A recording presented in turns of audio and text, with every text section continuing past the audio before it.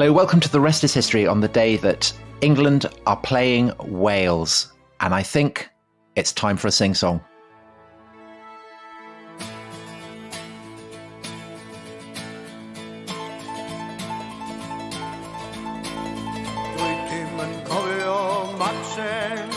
Does neb yn ei nabod o.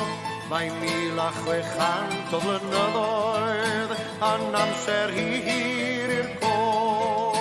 Ond aeth Magnus Maximus o Gymru yn y flwyddyn 303 a'n gadael yn genedl gyfan a heddiw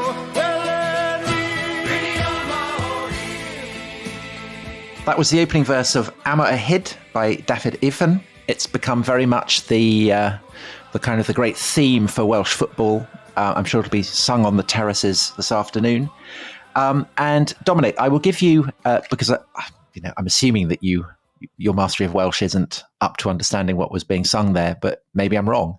Am I wrong?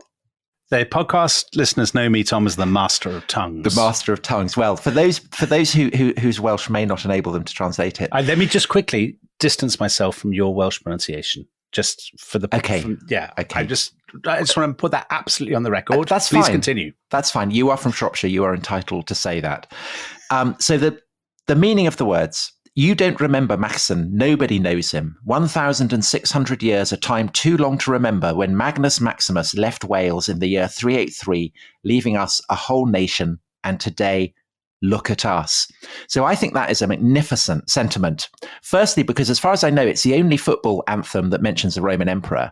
Magnus Maximus, yeah. But secondly, Dominic, when he says that nobody knows him, that's not true, because regular listeners to The Rest is History will remember Magnus Maximus, because we did an episode on the ghostly afterlife of the Roman Empire. We did, yes. And we talked about how the Welsh princes over the early Middle Ages and into the final extinction of Welsh independence under Edward I, that they preserved this memory that they were kind of descended from, they had this Roman lineage, that they were princes by virtue of having been appointed to their rank by Magnus Maximus, who was this Roman general who stripped the island of its legions and went to Gaul and perished. And so that sense of the Welsh as a Roman people in opposition to the English, who were barbarians, was very strong. You made an incredible claim at the end of that episode, didn't you? That the last Roman emperor was Prince Charles, as he then was. As he then was, because the argument was that Edward I, when he appoints his son, the future Edward II, as Prince of Wales, is kind of appropriating that tradition, and it's been handed down through the heirs of the British monarch right the way to the present day. And of course, there is a slight tension in the role played by the current Prince of Wales, who is Prince William, who's always been very, very out and proud as an England football fan.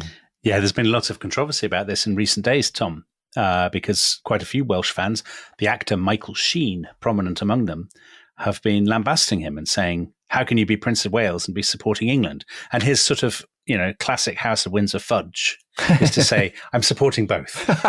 I hope they both make it to the final and then I'll decide. And I hope they both win. But Tom, we have managed to do our classic thing, haven't we, of talking for almost 5 minutes without even mentioning the guest who's been sitting waiting. We have a brilliant guest. Very, very patiently. So we do have a brilliant guest.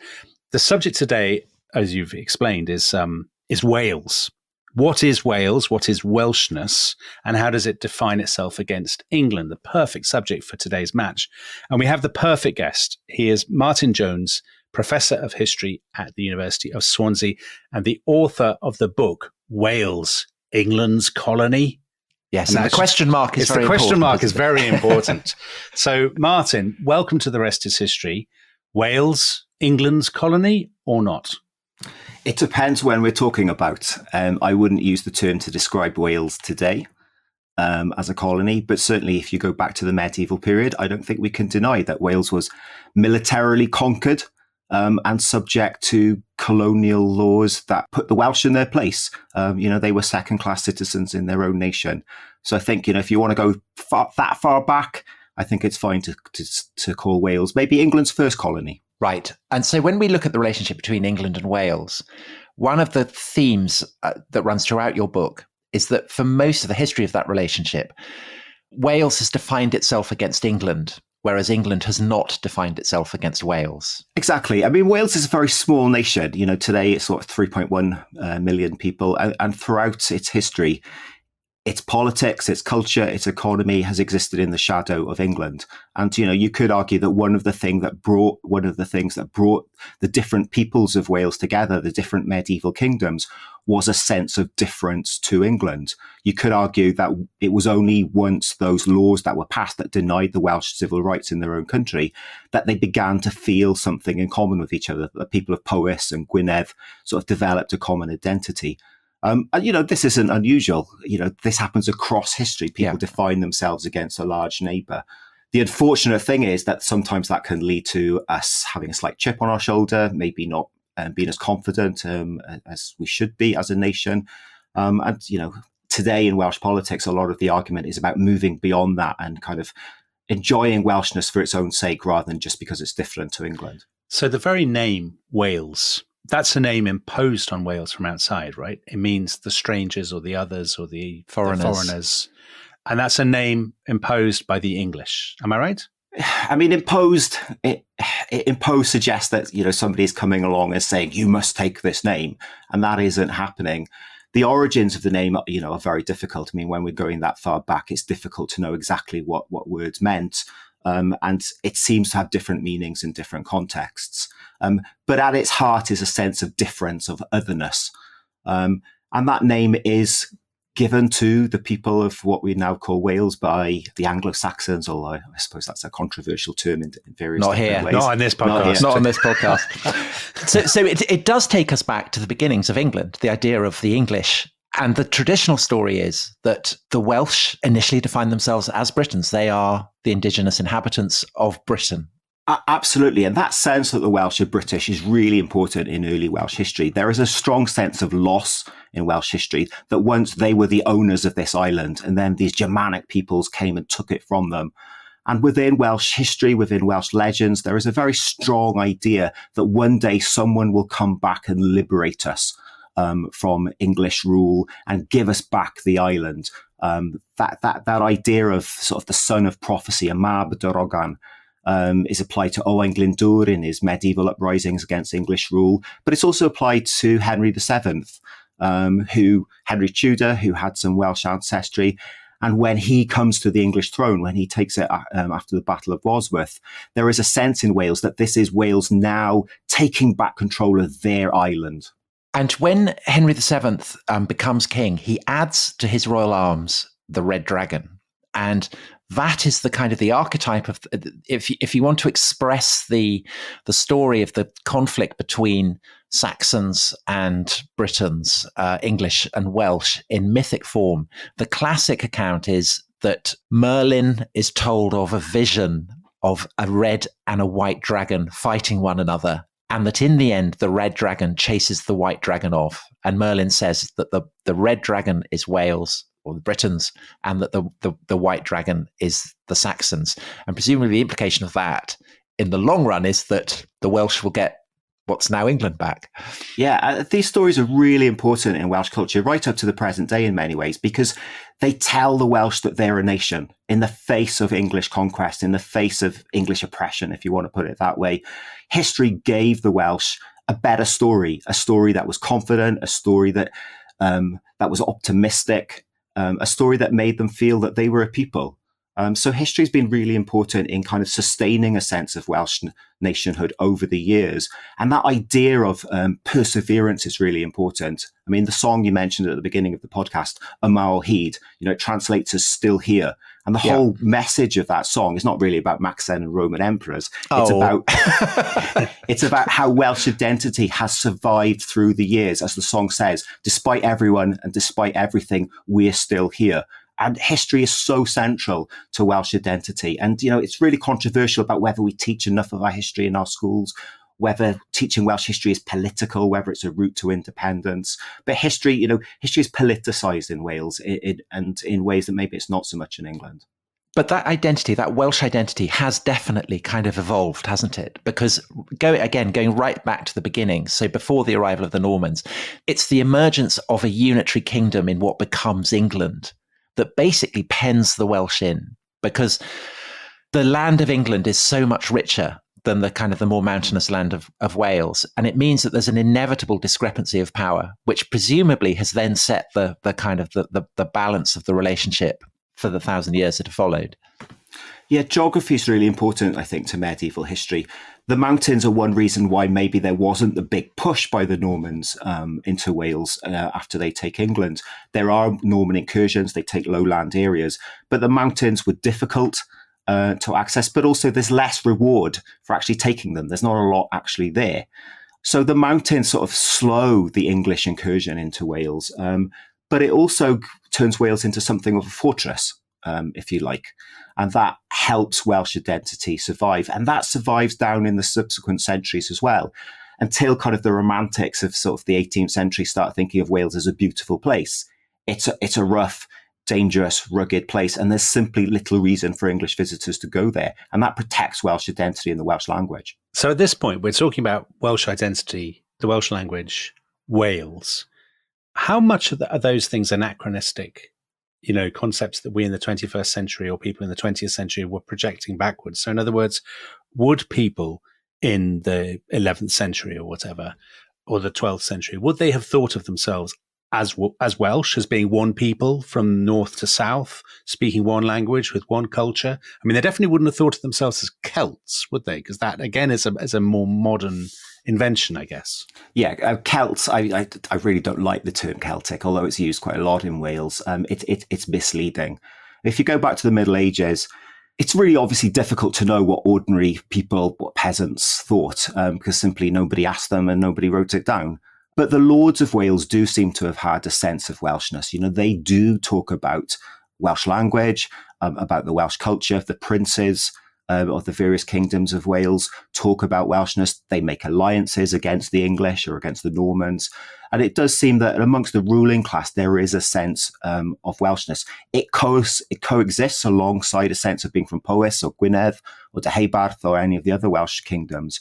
But it does seem to be that a common language and a common law as well do give the Welsh a sense of identity and a sense of difference to the English on the other side of the border. So you, in your wonderful book, Wales, England's Colony, you quote the first Norman Bishop of St. David's as saying of the Welsh that they are entirely different in nation, language, laws and habits, judgments and customs. Presume that is with reference to the English or to the Normans or to the totality of kind of Latin Europe? I mean, who's he comparing them to? I mean, it's sort of the English and the Normans get mixed up in this period, don't they? And, you know, it's sometimes hard to distinguish between who's exactly being spoken to about. But there is that sense of, you know, of a people with habits. And it's important to think that, you know, nationhood in this period isn't just seen as kind of political units. It's about what we today would call race. Because on the topic of political union, really, there's only an 8-year period, isn't there, where there is a kind of Welsh nation rather than a collection of different principalities that are all Welsh. Yeah, Wales is divided up into different kingdoms.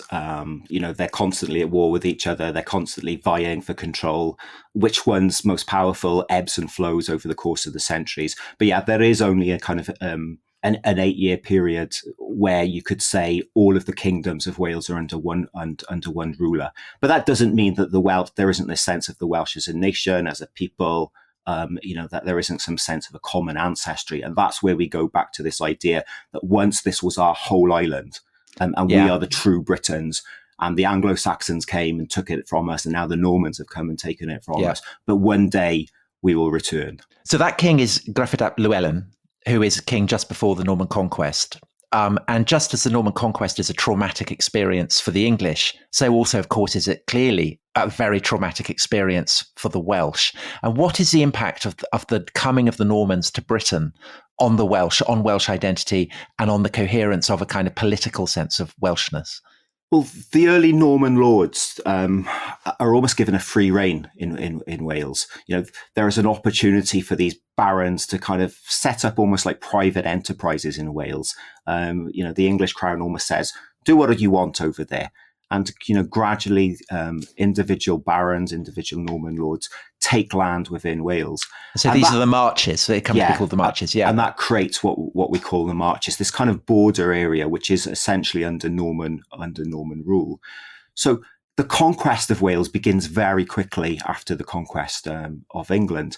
And that changes the whole politics of Wales, because suddenly there's this big foe, on your doorstep, which is militarily superior, which has better resources, which is very difficult to beat. And that creates some sense of unity, I think, between, the existing Welsh kingdoms. But they also become an ally, which the Welsh kingdoms can use in their battles and rivalries between each other. So the whole politics of not just Wales, but of the whole island is changed by the Norman conquest. I love all this because I'm from the Marches, Martin, as a Shropshire boy. So I grew up in this sort of, Wales was just over the horizon, on the other side of the Longmynd, and the landscape studded with castles. And I actually wanted to ask a question about castles, because I guess the castles that were built in this period and afterwards are the most celebrated man-made landmarks that stand in Wales. But of course, people walk around them today, and, people like the Sandbrook family go and buy swords and shields with dragons on and whatnot and really love it. But they are symbols of, they really are symbols of oppression, aren't they? Of surveillance, of control, of foreign domination. Or am I being too harsh? That's what they're literally there for. The very first ones are quite small and there to kind of implant Norman power over local areas. But the last ones, the ones built by Edward I, they are amongst the grandest medieval structures probably anywhere in the world. And I think it's reasonable to say they are far larger than was actually needed from a military point of view. It's very difficult to escape the conclusion that they are symbolic. They are telling the Welsh people, you are a conquered people. But maybe not just telling the Welsh people that, but also maybe reminding other English lords, look at the power of the crown, the English crown, that we can build these structures. So the symbolism of them works two ways. And it's left a very complicated relationship with those castles, through the rest of history, because at one level, they remind the Welsh that they're a conquered people, that they remind them of this very difficult history. But the size of them and the scale of them is also something comforting in some ways, because it's also a reminder we were difficult to beat. And they're also big money spinners, right? They bring in a lot of tourists. Yeah, they're great for our tourism. But one of the shames is often that actually when you walk around them, you don't really get a sense of the politics behind them. It's very depoliticized, the narratives. And of course, the relationship between Wales and England is still happening today. And there isn't really any effort made to make that connection with today. So the most famous castles of all are those that are built by Edward I, who completes the conquest of Wales. And his ring of iron, his ring of iron. And you make the point in the book that one of the things that prompts the conquest of Wales is the fact that the kings of England have lost their lands in Normandy. And so they now are looking for alternative theatres to kind of throw their weight in. And so Wales is in the way of the juggernaut. But you also give the extraordinary statistic that in 1287, under Edward I, a quarter of the entire Welsh male population was serving in Edward's army. So it's not just about oppression. It's also about giving the Welsh, or at least elements within Wales, a stake within the new regime. When any place is conquered, there are always local people who work with the political realities that they are faced with. Those as probably Welsh peasants serving in the Norman army. Did they have any choice about the matter? It's a well-paid job, probably, compared to trying to live off the land. If you've suddenly become a conquered people, joining the conqueror is a way of maybe getting some status. It's a way of survival. And I think there is a danger maybe of us looking back and thinking of these things in black and white. This is Norman or English versus Welsh, whereas the realities of life for people were quite different. Just survival in the medieval period, against the elements, growing enough food, looking after your family. None of these things were easy. And just on these people, they spoke Welsh, right? They didn't speak English. Are there people speaking English at this point? In the early Norman incursions, there are efforts to implant essentially new populations, settler populations. That happens in Gower near Swansea, and that happens in South Pembrokeshire in southwest Wales. And those places today are still very anglicised. If you look at a map of those areas, the place names are English. It's almost like literally the Welsh have been wiped off the map. Now, what happened to the indigenous population, for want of a better term, is very difficult to know. Were they forced off their land? Was it relatively empty? Yeah. Is there some kind of process of maybe even genocide going on? It's exactly the same questions as haunt the question of what happens in lowland Britain in the post-Roman period. I mean, it's really fascinating. But for Welsh speakers, what are the legal frameworks that are governing them following the completion of the English conquest? It's not about language, first of all. I mean, being Welsh is never defined by language. In essence, language was a sign of being Welsh, but it is seen as an ethnic identity. So it's a kind of overtly racial then? Yeah, absolutely. And, there are attempts by some Welsh people to define themselves as English. They go to local courts and say, "Oh no, look at my heritage." Despite my name, I'm actually English because they're suffering legal restrictions because that from being gave Welsh. you legal rights. So there are laws passed that denied the Welsh the ability to carry arms, to live in towns, to trade in certain places. These aren't always enforced. In some cases they're just on the statute book, and historians have gone through the lists of tenants and people living in Welsh towns and actually shown a fair proportion of them in some places do have Welsh names. But these laws are there on the books, and that made them people literally second-class citizens. And even if these laws aren't always enforced, they're always there in the background. So if you fall out with your neighbour, and you're making better beer than him, and your neighbour might say, "But hang on, you're Welsh, you shouldn't even be in this town." And there does seem to be that in the background. I don't think it's too far to say that people were literally second-class citizens in their own nation. And there's no representation in the English Parliament? There's no representation in the English Parliament. It can be difficult to work your way up the ladder. But of course, the governance of any nation requires officials who speak the local language.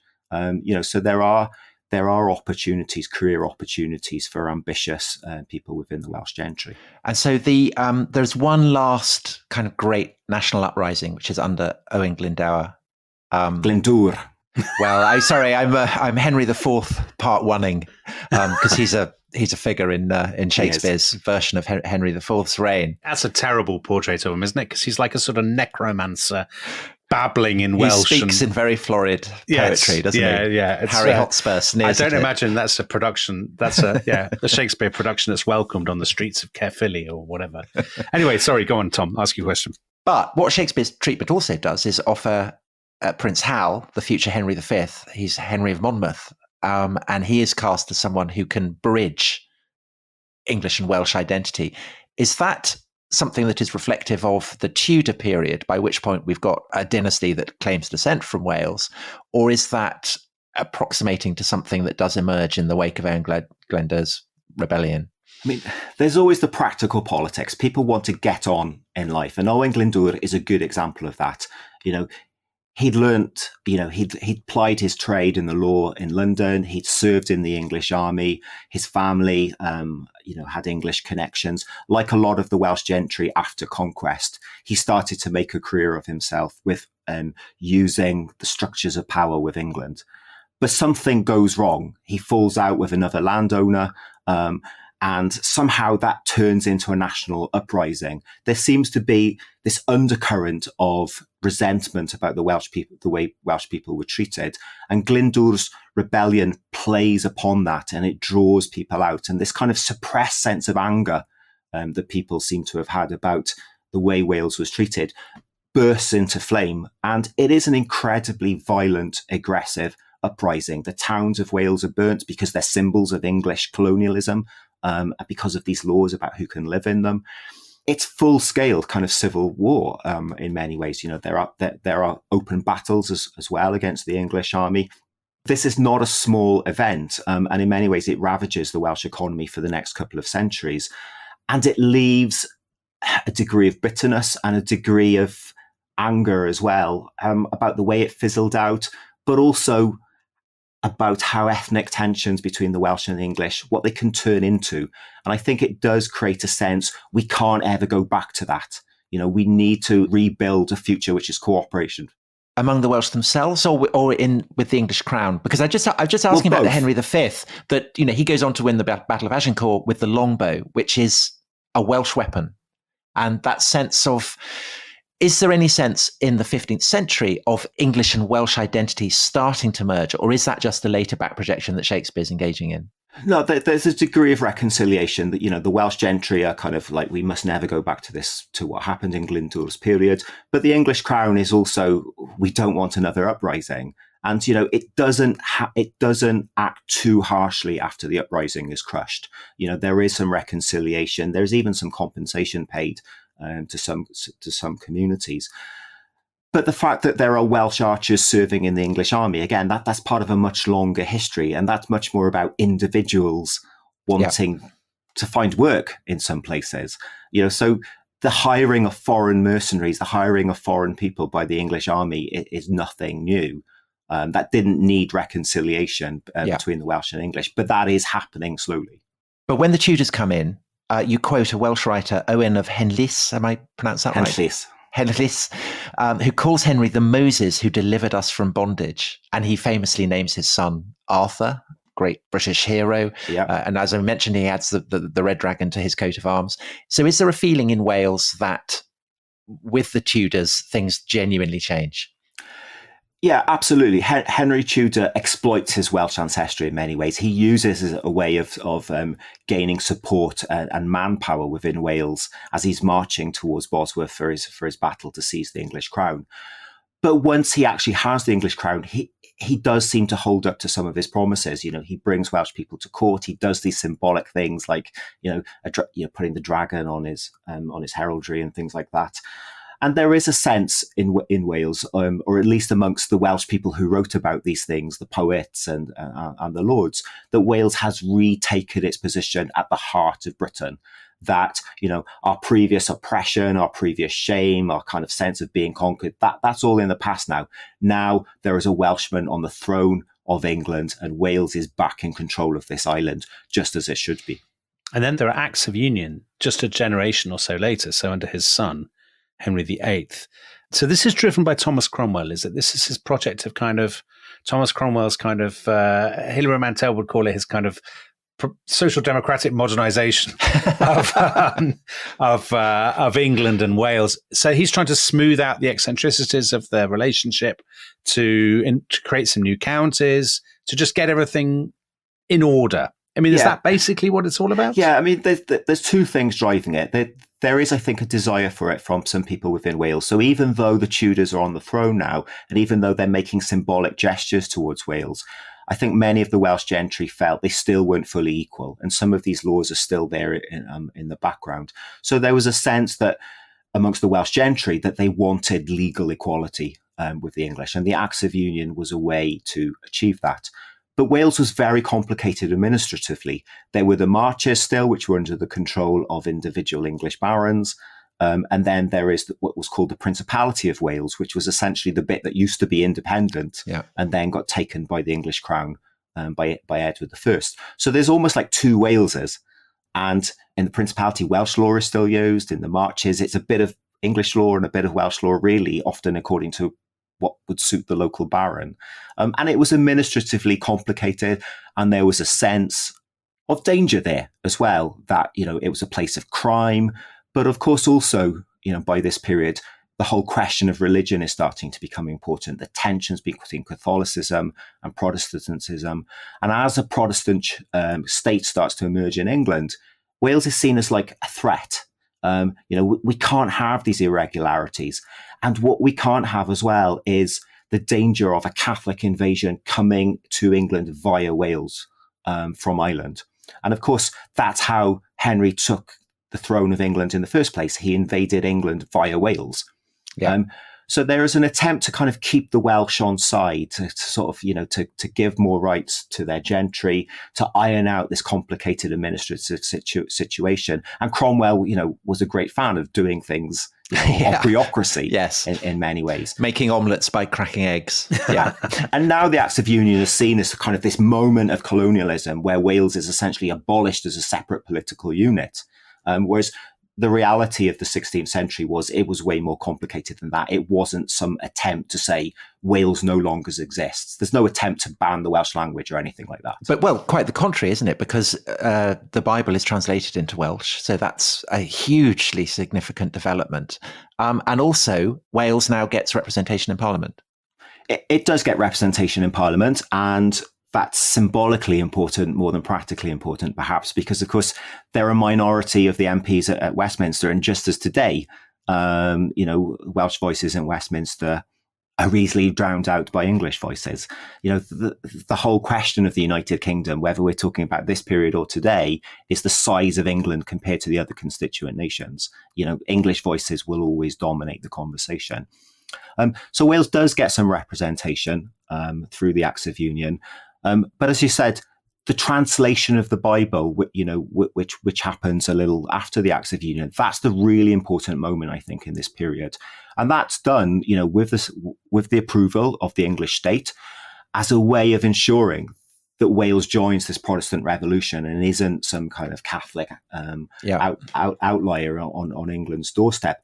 But what it does is give the Welsh language dignity and respect. If you can hear the word of God in Welsh, if you can pray to God in Welsh, if you can be married in Welsh, these are major things in people's lives. And I think today we forget the importance of religion in past societies. Not here. The word of God was everything. And the fact that it's available in Welsh gives the Welsh language status and dignity in a world where English was the language of law. It was the language of power. It was the language of politics. English was the language you needed to get on.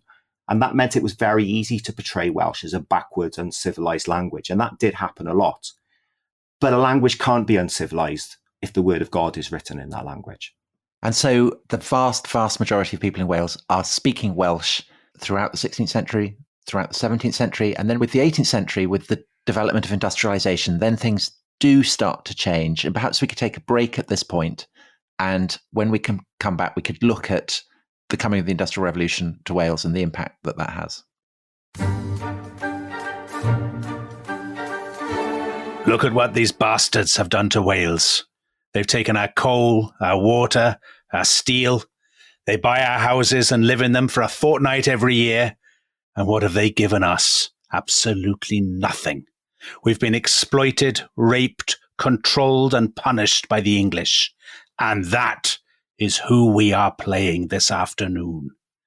So that's the late Phil Bennett, the great Welsh rugby fly half in March 1977, before a Five Nations match, which Wales won 49. And yet, as I imagine you will know, Martin, the irony of that is that just a few weeks later, Phil Bennett and a lot of his teammates joined up with the English to go on the British Lions tour of New Zealand.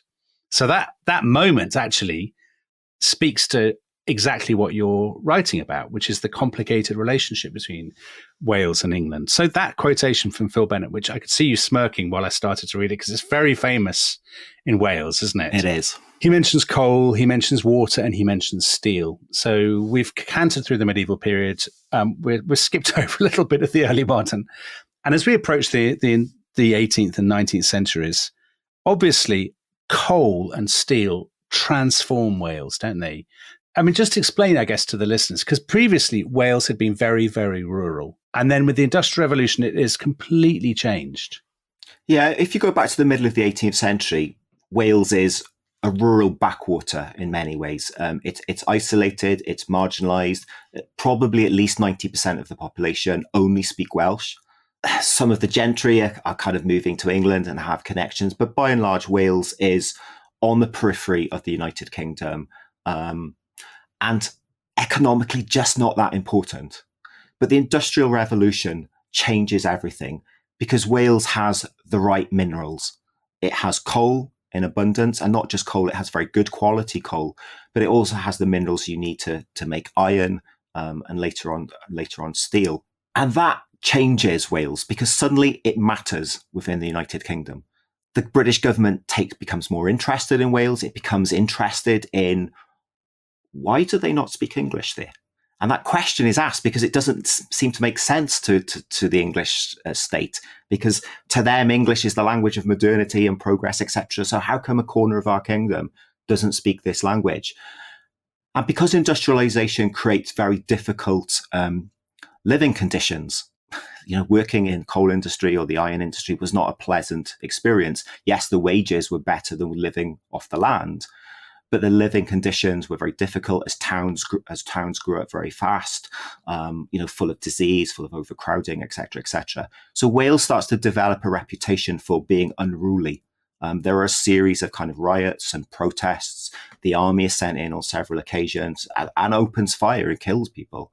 And as the English government is saying, well, what are we going to do about this? Attention starts to focus on the Welsh language. And the idea that maybe the problem is that the Welsh people don't speak the same language as the rest of us. And maybe we need to do something about that. And that turns people's attention to the question of education. And MPs are saying, it's cheaper to send some schoolmasters to Wales than to hold, a unit of army there. Just before we come to education, because this is obviously such a massive thing, just on the Industrial Revolution and the coal and the steel and the huge development of the South Wales valleys and so on. I mean, obviously one thing that does is it creates a great disparity between North and South Wales in a much more marked way than it existed before. But there are some historians, aren't there, who say, well, this is basically a purely extractive economy. So this really is a colonial economy. The English are doing to the Welsh what they're doing to so many people all around the world. They're just taking their resources, and Wales is gaining nothing from this. Is that true? Well, I mean, it is literally an extractive economy because things have been dug out of the ground and sent to other places. It's a complicated one because there isn't a straightforward pattern. Some of the industrialists are English. Some of the early ironmasters are English, but they settle in Wales. They become part of Welsh society. Some of them learn Welsh. So, it's a little bit misleading, I think, to call them English. In the coal industry, a lot of the big early developments are led by local entrepreneurs, making money, looking for opportunities to make money. Yes, there are English coal owners, but the majority are Welsh. And of course, it's not always easy to distinguish between who is English and Welsh, because you have families with Welsh backgrounds living in England. You have English families who settle in Wales. Where there is some extraction that's going on in many ways is in the mineral rights. So if you were the local landowner, you were entitled to a share of the profits, essentially, when somebody dug things out of your ground. And a lot of the landowners, like people like the Marquesses of Bute, were not local. And right. Money is leaving Wales to go to England via the mineral rights. So industrialization creates immense wealth, but just as in England, that wealth is very concentrated in a handful of pockets. In many ways, this is a story of class oppression rather than national oppression. Yeah, so I wanted to ask you about that. Wales is historically very much a Labour voting country, and presumably the roots of that lie in the Industrial Revolution, and the dilution of the sense that what is the principal differences between English and Welsh comes to be blurred, and it comes to be between the industrial masses and those who are profiting from their labour. I mean, in the 19th century, Wales is a liberal country. Wales is voting liberal. I mean, of course, it's not a full democracy in that period, but the Liberal Party see themselves as a symbol of Welshness. They promote the rights of nonconformity, and Wales was a chapel-going society, and that was a symbol of difference with England. The Liberal Party celebrate Welsh culture, Welsh language, Welsh history. There is this middle-class liberal establishment who are very much pushing a Welsh agenda, celebrating Welsh nationhood. I mean, some historians talk about Wales being reborn in the late 19th century. It rediscovers its history. It rediscovers its sense of identity. And that's part, of course, the European movement. Across Europe in the late 19th century, there are national movements, and Wales is part of that. And Wales is presumably very, very well suited to that, because there really is a properly ancient bardic tradition, and scope for dressing up as druids is very, very rich and exciting. I mean, some of the traditions are invented. But that's what romantic nationalism is all about, isn't it? Exactly, but they're drawing upon something real. Welshness isn't invented. The sense of history, the sense of difference to England is very profound, because there was a real cultural difference. Even at the end of the 19th century, half the population of Wales speak a different language to England. Well, that's not that long ago. That's a massive thing, isn't it? The issue of the language and education. So here's the sort of standard version, I guess, that I had read before I read your book, and that I guess a lot of people in Wales will tell you, which is that in the middle of the 19th century, the 1840s, Westminster, the directive comes down, stamp out Welsh, everybody should learn English, Welsh is backward and primitive, and what the famous sort of embodiment of this is this thing that you have to wear around your neck at school called the Welsh knot. And if you're caught speaking Welsh, you put it on, and then the boy or I guess girl, who's wearing it at the end of the day is punished in some way, and people are beaten for speaking Welsh. I mean, I can remember. So my grandfather was Welsh. He had emigrated from Wales, as so many people did, in the sort of early years or middle of the 20th century. He'd lost his accent. He was still very proud to be Welsh. And I remember him saying to me when I was little, we were beaten at school for speaking in Welsh. And I have to say, he was a great teller of tall stories, which obviously does not run in the family at all. So I had my doubts even then. But Martin, your book suggests that this is all a little bit exaggerated and oversimplified. Is that right? Yeah, it's complicated, the history. I mean, definitely in the middle of the 19th century, the British government was worried about Wales. And there is a sense that it is a threat in some ways. And the language being the obvious sense of difference, that's where attention focuses. And commissioners are sent to Wales and they have this big education inquiry that says, Welsh is a backwards language. It's holding the Welsh back from joining civilization. And the sooner the language sort of disappears, the better Wales will be. But actually, not a lot actually happens after that in terms of policy, because, the early and the mid 19th century, the British state is very small. It's not actually doing an awful lot in terms of interfering in daily life in any sphere. There are limited grants available in the education, in the field of education. But by and large, this is a period of kind of laissez-faire politics. The government is hands off. So it has no respect for the Welsh language. It certainly would be happier if the Welsh language died off, but it doesn't really do anything about that. But what does happen within Wales is that parents want their children to learn English, because English is the language of modernity, of law, of power. One chapel minister in North Wales says, people look around and they see that anybody with a job that doesn't break your back speaks English. People understood that English was the route out of misery and poverty.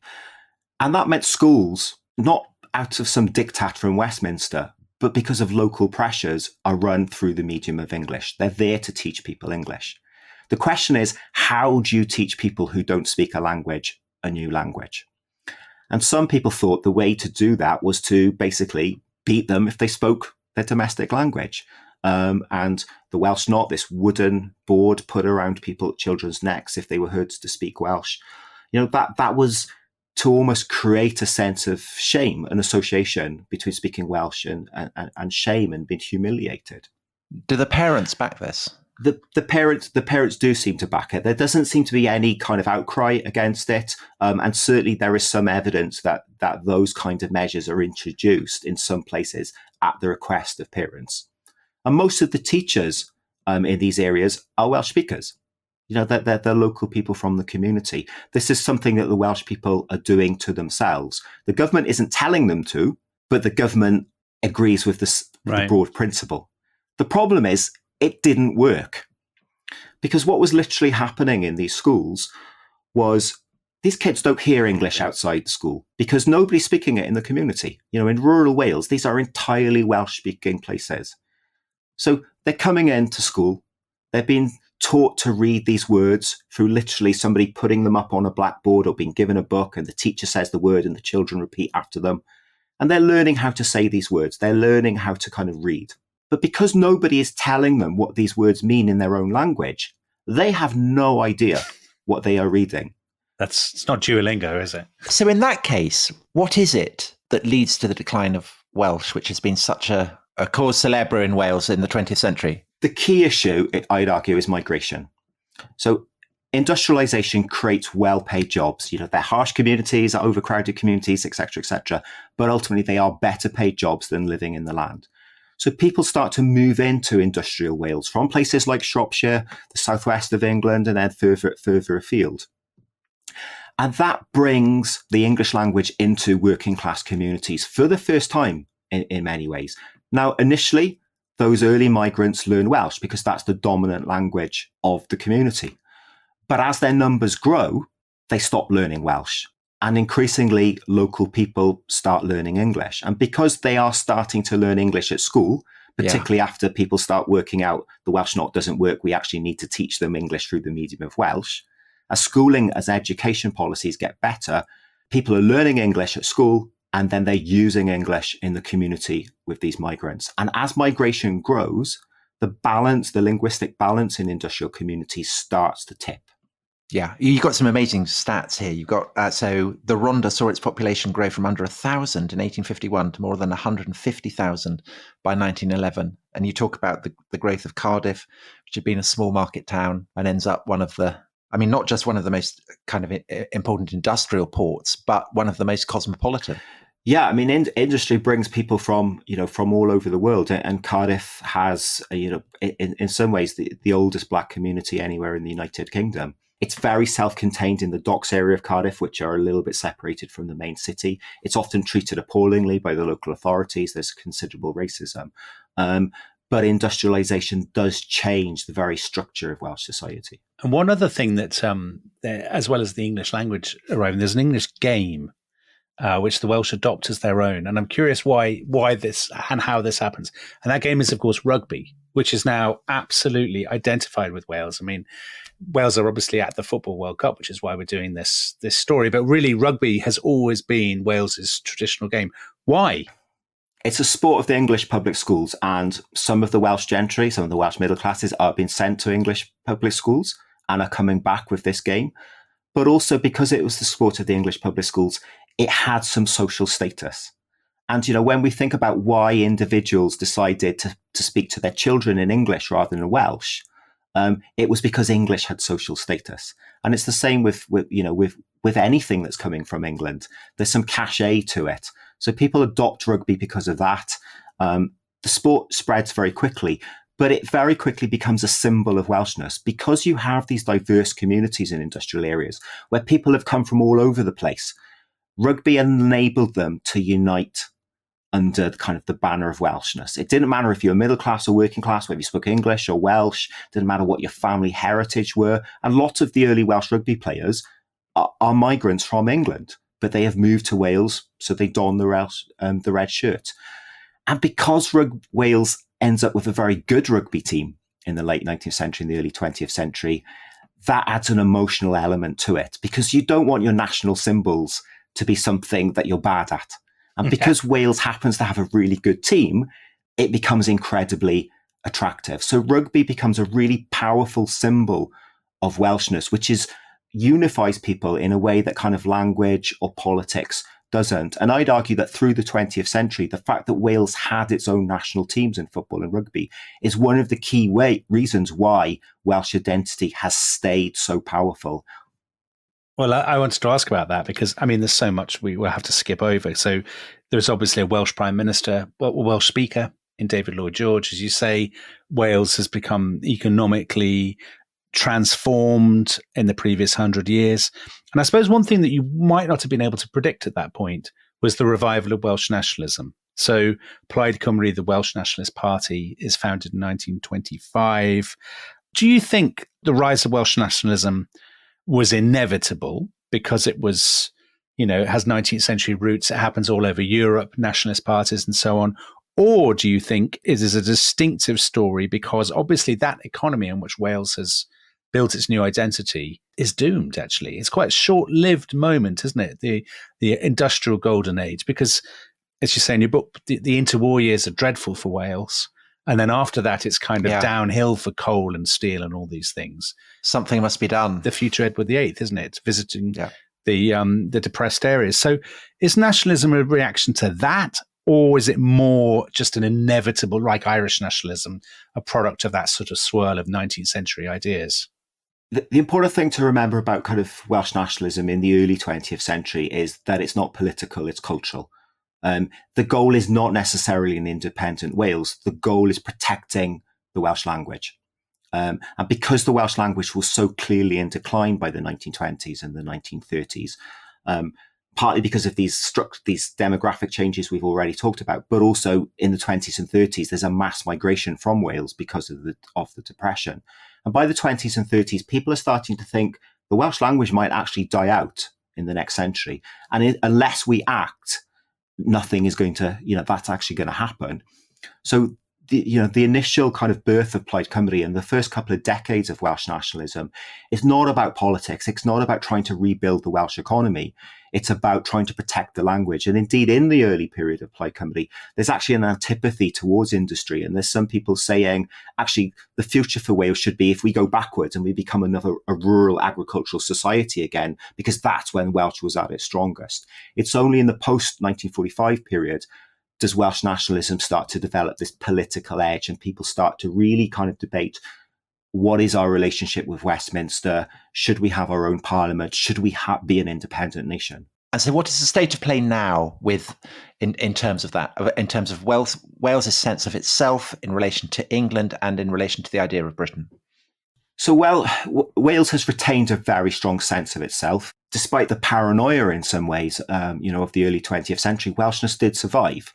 The Welsh language was weakened, but Welshness itself survived because it wasn't just based upon the language. And as I said, sport is one of the reasons why I think that happened. So Welshness has continued to live on. But the question is, what does it mean? Should it have a political role?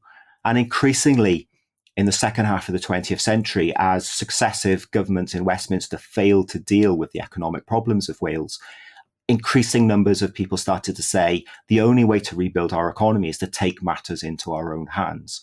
It's a minority throughout the period, and even today opinion polls suggest maybe only a quarter of the population support Welsh independence, but it is growing. A part of the story there is Brexit, because the United Kingdom that people used to have an emotional connection to doesn't exist in many ways. Though a majority in Wales voted for Brexit. They did, but not necessarily because they wanted to break away from the European Union, but because it was sticking two fingers up at the establishment, an establishment that had let them down. And I think it was really a vote against the establishment rather than a vote for, the nuances of Brexit. But what Brexit also showed was that major constitutional change can happen. 10 years ago, people were saying, Welsh independence is a pipe dream. It's not much more than 10 years ago that people were saying the idea that Britain would leave the EU. That would have seen fantastical politics. Rapid change can happen. Major constitutional change can happen. So for those people on the left, Brexit has meant, I don't like the UK anymore. For those people on the right, Brexit has shown, actually, maybe we could become independent. And a lot of the arguments over Brexit about sovereignty, about looking after yourself, about rebuilding the economy from the bottom up, those are the same ideas that can be applied to Welsh independence, to Scottish independence. And I know historians, I know from personal experience, historians are terrible, terrible predictors of the future. But if you were a betting man, do you think in our lifetime or our kind of children's lifetime, there will be an independent Welsh state? Or do you think the union with England is too deep-seated to undo? I think federalism of some form is inevitable. I don't think the United Kingdom can survive in its current form. But the United Kingdom, like Wales, has proved remarkably resilient. And if it is able to change and to adapt to the demands for recognition and equality in Wales and Scotland, then that may well happen. Ultimately, what happens to Wales will depend on what happens in Scotland. We're doing this because of the England are playing Wales today, and there's all kinds of nationalist tub thumping around the game. But at the same time, as with rugby, so with football, English and Welsh players know each other incredibly well. The relationship between clubs and the national teams very, very strong.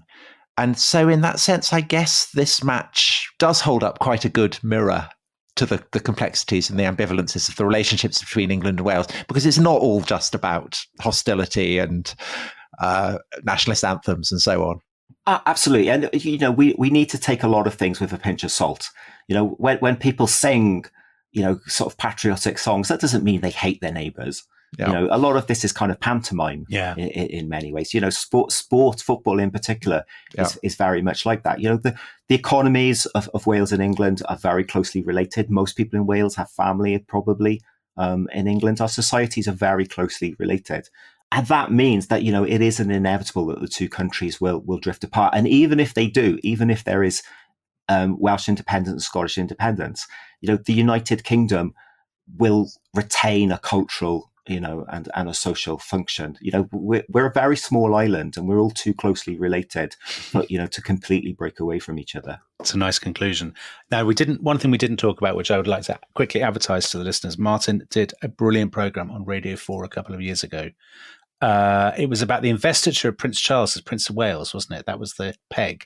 But it also had this amazing story of this place called Tryweryn, where there was a little village that was flooded to make way for a reservoir to serve the people of Liverpool, which was a huge boost to... the colonialists of Liverpool. Yeah, the colonialists of Liverpool, exactly. That's not a phrase you often hear.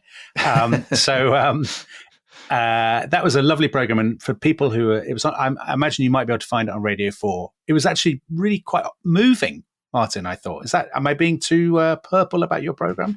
There was lovely music and very haunting, and it wasn't like the rest is history. It's a really powerful story because here was a small, entirely Welsh-speaking community that were moved from their homes to build a reservoir for England. You know, this was about the loss of Welsh landscape. This was about the loss of the Welsh community. But it was also about the relationship between Wales and England because most, not all, but most of the Welsh MPs voted against it. But it went through Parliament because there are more English MPs than Welsh MPs. And now it's become like this badge in Welsh culture. And there's graffiti across Wales that says, Cofiwch Tryweryn, remember Tryweryn. And you're being asked to remember the loss of language, but also the inequality between Wales and England. You know, some people describe the relationship as being like in bed with an elephant. You know, whether it's trying to crush you or not isn't the point. Inevitably, at some point, it will roll over and squash you. Yeah. Well, let's hope that doesn't happen today, Tom? Well, I reserve judgment on that. I actually feel very conflicted about the England-Wales match because I am a quarter Welsh and I always like to root for the underdog. I don't at all. Don't you? You want England to absolutely hammer the Welsh. It's funny, actually, because I sometimes meet... So the guy who used to run the books pages at the Sunday Times, he was a big rugby fan and an incredibly mild-mannered, sort of tolerant, nice person. And he absolutely loathed the Welsh rugby team. Absolutely loathed them. Andrew Holgate? Yeah, I think it's because he grew up in the 70s. And he just said, you know, they used to rub our faces in it year on year. So there you go, Martin. That's a very bleak note on which to end. No, I think we should just re-emphasise that it is, on the footballing level, so much pantomime. It is pantomime, yeah. Basically. And essentially, they're all friends. So being proud of your country doesn't mean you have to hate anyone else's. Oh, what a and nice on that note. What a lovely note. Bombshell. Thank you so much, Martin. Thank you, everyone, for listening. And may the best team win. Bye-bye. Bye-bye.